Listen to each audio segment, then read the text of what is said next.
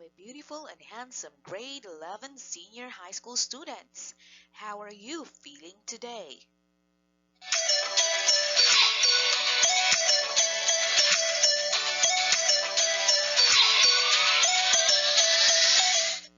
Wow, I love it too that you are all doing great. Join me today as we will be together in learning practical research 1.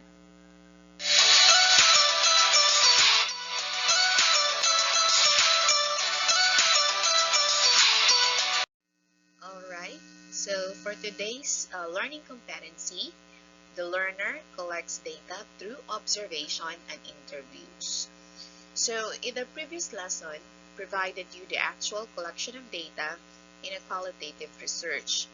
Such research involves different choices of techniques and was dependent on the actual needs of your research. You also tend to understood why qualitative research design, sampling, and data analysis are sometimes inconsistent or opposing research findings because of its methodology. Now, in this new lesson, it will focus on observational method as an effective tool in data collection for a qualitative research. There are actually two data collection approaches for qualitative research. It usually involves direct interaction with individuals on a one-to-one basis and direct interaction with individuals in a group setting. To use qualitative methods means that you will be generating data that is primarily in the form of words. Kasi pag gumamit tayo ng numbers in quantifying the result of our data, that is now considered as a quantitative research. So, hindi dapat numbers sa qualitative. Some of the most common data collection methods are different types of individual interviews and group discussions. Now, having explored the nature and purpose of qualitative research, I think you are now ready to explore the methods of data collection. There are a variety of methods of data collection in qualitative research, including observations, textual or visual analysis, interviews, and others. But the most common methods used, particularly in a qualitative research, are interviews and focus groups. So the purpose of this lesson is to explore the methods of data collection in more details, in particular how they work in practice. The purpose of each, when their use is, appropriate, and what they can offer in students' individual research. Okay, so before we proceed to our lesson for today, I will be asking you first series of questions and you'll be given time to answer these questions. Particularly, you are given 10 seconds to answer the questions. Now let us have the first question. The first question is now flashed on your screen. What is your favorite sports? Now you have 10 seconds to answer that question and the timer starts now.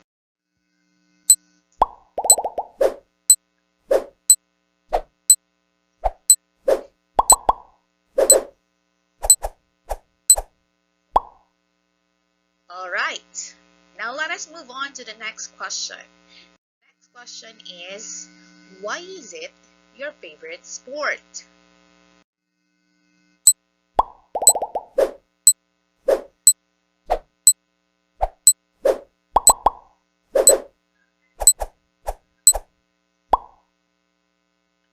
Next question is, who is your favorite player?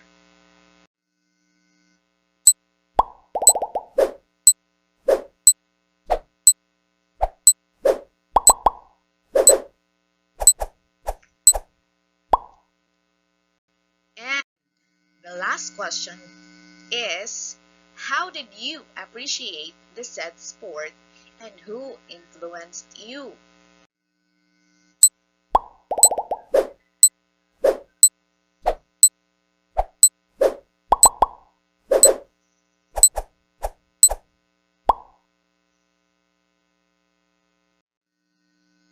All right, so thank you for actively participating by means of answering the questions posted on your screen. Now, you may have noticed that you have been asked questions and also you were able to answer these questions based on your past experiences. These questions is pretty much like a short interview, which on the other hand has something to do with our topic for today. In this activity, we have used interviewer, which is one of the methods in gathering data in qualitative research. Okay, so qualitative research data collection methods are time consuming. Therefore, data is usually collected from a smaller sample, and that would be the case for quantitative approaches. Kaya nga, when we tend to use the design of quantitative approach, uh, we gather first the number of population, and out of that population we get the sample size, which is very much different in qualitative research, because in qualitative research uh, we go into smaller numbers. So therefore we can conclude that qualitative research is more expensive in a way. The benefits of the qualitative approach are that the information is richer and has a deeper insight into the phenomenon under study. Now we have here the main methods for collecting qualitative data. So gumagamit tayo ng una, we have individual interviews, we have focus groups, or sometimes we call it as the FGD, or the focus groups discussions, observations, and then the action research. Now, in doing a qualitative analysis, one should put emphasis on the meaning of the data. So, ibig sabihin, every data collected describes the evidence that can provide a researcher answer to his or her questions. You cannot just simply ask your respondents anything. Ano? Dapat uh, we dapat we know the purpose of the questions. No? It is mainly to answer our objectives in our study. So these questions can come from so many sources such as surveys, interview, focus group discussion, and observation. So researches involves different choices of techniques, ano? And of course will be dependent on the actual needs of the researcher.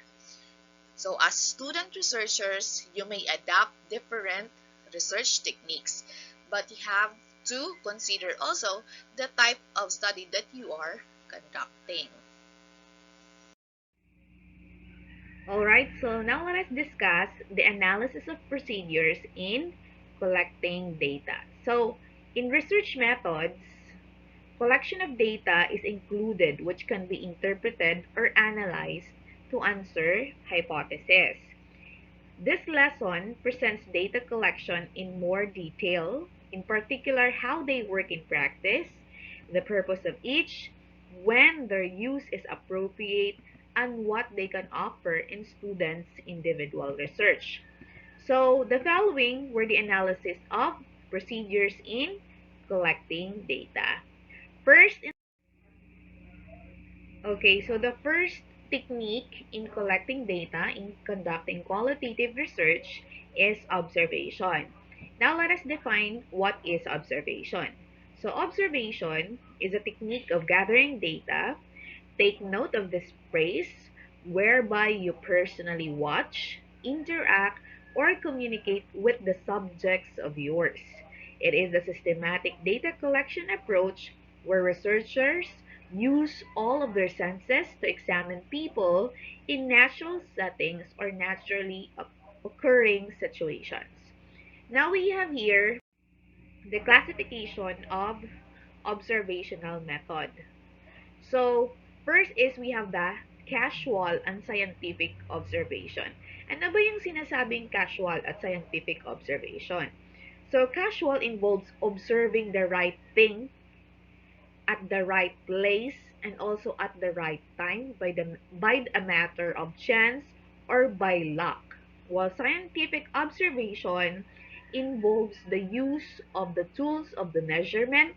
But remember that all the observations are not scientific in nature. So, yung tanong, saan kadalasan ginagamit ang scientific observation? These are commonly used in clinical researches. Ano? So, pag sinabing casual, uh, observing things sa tamang lugar, sa tamang oras, at sa tamang panahon. Yung natural na pangyayari. The next is we have the natural observation. Okay, so natural observation involves observing the behavior in a normal setting. No efforts are made to bring any type of change in the behavior of the observed. Ano? Natural na setup. You're just observing this person. Parang wala kang intervention na ginagawa. Okay? So the subject refers Uh, next is we have subjective and objective observation. The subject refers to the observer, whereas the object refers to the activity or any type of operation that is being observed. Subjective observation involves observation of the one's own immediate experience, whereas the observations involving observer is as entity apart from the thing being observed are referred to as the um, objective observation. So, from the word subjective, ibig sabihin, sarili ko, or take note of the term my. Pag objective naman, his or her. Next is we have the direct and indirect observation. Ano bang ibig sabihin ng direct at indirect observation? So, indirect method of observation, it involves studies of mechanical recording or the recording by some of other means like uh, photographic or electronic, you know. So, this can be commonly used in conducting historical researches wherein parang you collect data using old photographs, ano? Like for example, you're conducting a study about yung mga buhay pa na mga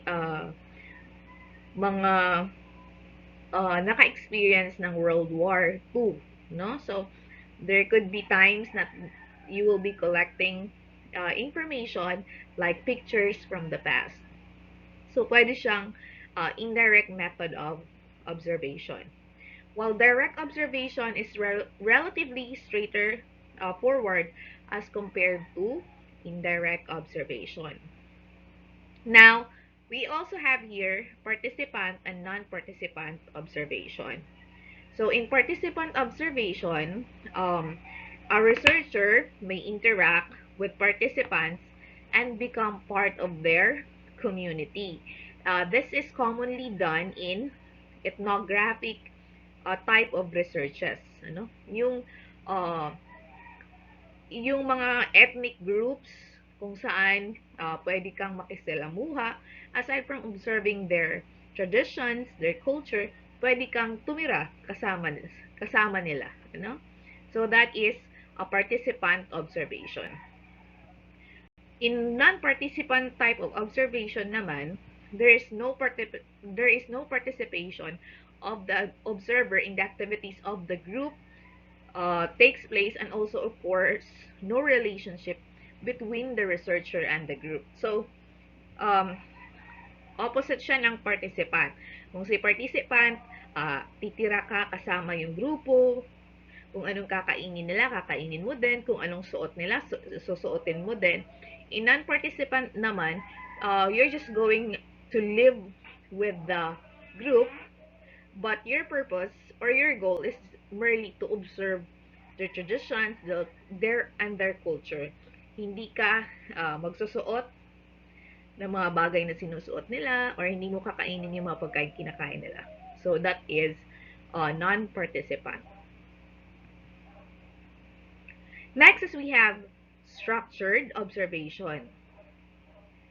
structured and unstructured observation. So, for structured observation, this works according to a plan and involves a specific information of the units that are to be observed and also about the information that is to be recorded.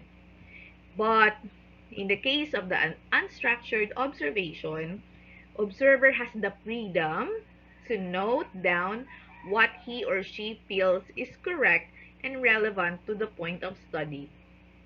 You know, see, see, unstructured, it is the point where the researcher only chooses or filters the data na gagamitin niya lang, which he or she thinks na related sa study niya. Next is we have controlled and uncontrolled observation. So, controlled observations are the observations made under the influence of some of the external forces, and such observations rarely lead to improvement in the precision of the results. Uncontrolled observations naman are made in the natural environment and reverse to the control. Next, or the last, is the covert and overt observation. So, covert observations are when the researcher pretends to be an ordinary member of the group and observes in secret. So, it is like conducting a research. Halimbawa, you're conducting a research about a certain group of people, but you did not inform them that you are actually observing their behaviors, ano? Kasi ano yung purpose ng hindi pagbibigay ng notice sa tao na ino-observe mo? Baka kasi may pagkakataon or may chances na mag-iiba yung behavior ng tao na ipapakita sa'yo. Kasi alam niyang nag-o-observe ka sa kanya. So, doon ginagamit yung sinasabi nating covert observation. It is observing without giving prior parang prior notice to the person you are observing. Kasi baka mag-iba yung galaw ng tao. Kasi, di ba, that is actually natural yun sa tao. Pag alam mong may tumitingin sa'yo or may nag-o-observe sa mga galaw mo, usually, nag-iiba yung galaw mo sa uh, natural or usual mong ginagawa. Overt observations naman are when the researcher tells the group that he or she is conducting research. So, baliktad siya sa covert. Sa covert, walang paalam, no? Observe lang. Sa overt naman, nagbibigay ng notice sa taong ino-observe niya na siya ay nagkakandak ng study at kailangan ng data mula sa taong iyon. You know? So, ganun yung overt observation. Alright, so the next approach in data gathering when it comes to qualitative research is the interview. When we say naman interview, this is defined as a qualitative research technique which involves conducting intensive individual interviews with a small numbers of respondents to explore their perspectives on a particular idea, program, or situation. Pag sinabing interview, intensive individual interviews with a small number of respondents. Take note, meron tayong kinukonsider na number of respondents na kailangan lang, ano, when it comes to conducting interview. Okay, now we have here the three formats of interviews. We have the structured interview, unstructured interview, and the semi-structured interview. Ano ba yung sinasabi nating structured interview? So, this consists of a series of predetermined questions that all interviewers answer in the same order.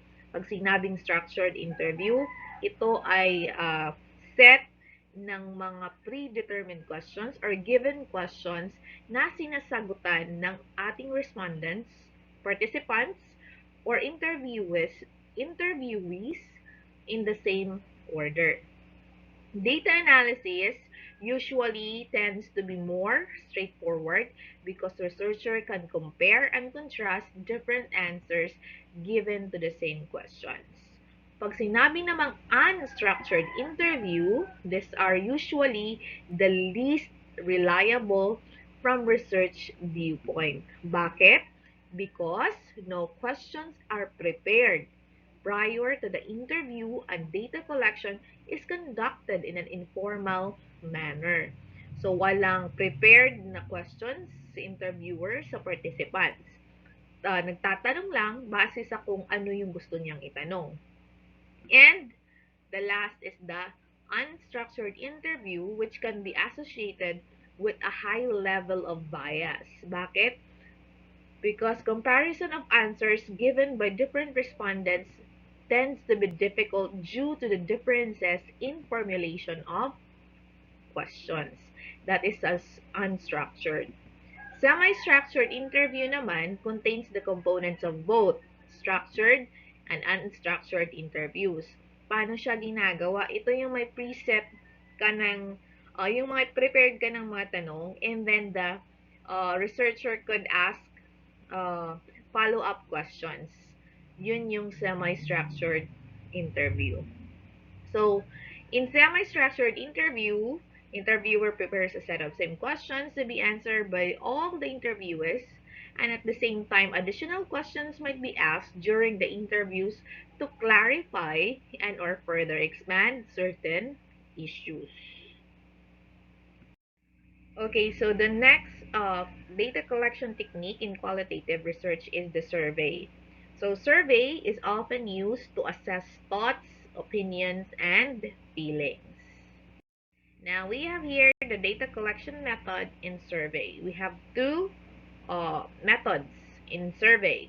We have the self-completion survey and then the interviewer-based survey. So when we say self-completion survey, this is done via mail, email, or the internet or the SMS, which are generally the least expensive, particularly for a widespread sample. Ano? Halimbawa, ginagamit to sa mga participants ng research natin na medyo malalayo or nasa malalayong lugar. So, pwede nating gamitin yung survey, isi-send lang natin through their emails or messenger or pwede din sa text. Ano? So, they allow respondents time to consider their answers, refer to records or consult with others, which can be helpful, or pwede ding unhelpful depending on the survey's objectives. They also eliminate interviewer errors and reduce the incidence of selected people being unable to be contacted. Ano? Pero, meron siyang disadvantage ang self-completion survey. Kasi, uh, the major disadvantage of this is that the potential high non-response. Pwedeng dahil busy si respondent, pwedeng hindi sumagot, or pwedeng dahil maraming ginagawa, or nakalimutan. No? The next is interviewer-based survey. So, ano itong survey na ito? So, this is a face-to-face or telephone survey. So, it generally allow more data to be gathered than self-completion surveys. Kasi, in self-completion survey, predetermined yung set of questions. Ano naman, si interviewer-based survey, pwede tayong mag-follow-up questions uh, doon sa ating participants. Ano? So, there is more data to be collected in interviewer-based survey. So, it can also include the use of more complex questionnaires. Interviewers can reduce non-response by answering respondents' queries or concerns. They can often pick up and resolve respondent errors. Face-to-face surveys are usually more expensive other than uh, methodologies. Alright, so that ends our discussion on the different types of approaches in the data gathering when it comes to qualitative research. Now, I have here a statement for you to answer. So, based on what you have learned about observation, take note how let us just first focus on observation. Subject the following text to critical evaluation. Now, the statement here is the researcher has lived with one tribal group in Mount Province for one summertime. In her stay there, she observed the paganism of people in the place. She spent 2 hours a day teaching the tribal people Christian practices to overcome their paganism. Now, the question is if you will be the researcher, will you also do the same? Why or why not? Now you are given a plenty of time to think about this, evaluate the text, and answer it uh, based on your learnings in the previous discussions that we had. Now, let us move to another activity. Okay, so now let us have our next activity. So this is our practical application for today. So, your activity is for you to find a spot nearby where you can conduct a 10-minute uninterrupted observation. As part of this activity, note down in one half sheet of yellow ruled paper your observation of the following. What is happening within the location, the ambience, the atmosphere, the environment, the physical characteristics of the setting, how are you feeling, and how you think this might influence what you are observing and recording. Take note or remember that the aim of this activity is for you to develop a set of notes that will describe the scene as much as possible. No? So you can do this activity after you are done watching this uh, video recorded lesson. Okay, so before we move on to the next part of this discussion, let us have first a short review on the lesson in which we just had a while ago. So in this activity, we call it Get the Color You Want. As you can see, we have here four different colors of envelopes. We have color pink, yellow, green, and blue. So each color of envelope contains a certain word which is related to the discussion we had. And you're going to choose one envelope based on your liking, and later on we are going to open each envelope and see what is inside. So you're given 30 seconds to talk or to say something about the word which is found inside the envelope. Now, are you ready for this activity? So if you are, let us now start. What color are you going to choose? Is it pink, yellow, green, or blue? Okay, so if you have now your preference, let us start with color pink. So kung pink ang pinili mo, your word is about observation. Kung green naman yung napili mo, your word is about survey. And if you choose color yellow, your word is about interview. At kung blue naman, ang word na makikita sa loob ng envelope ay qualitative research. Now you have 30 seconds to say something about this word.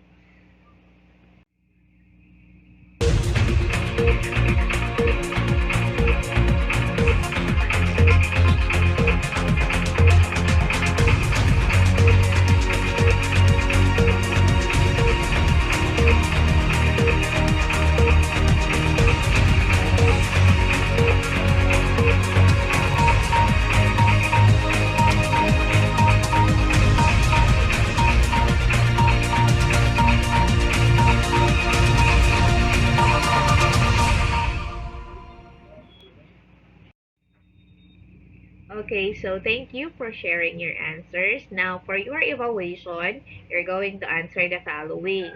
So, which among these topics do you think can lend itself to observation technique?